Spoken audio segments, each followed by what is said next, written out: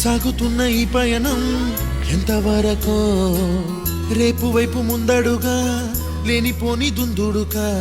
రేగుతున్న ఈ వేగం ఎందుకొరకో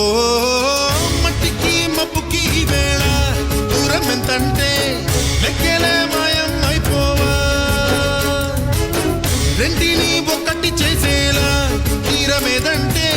దిక్కులే తత్తర పడిపో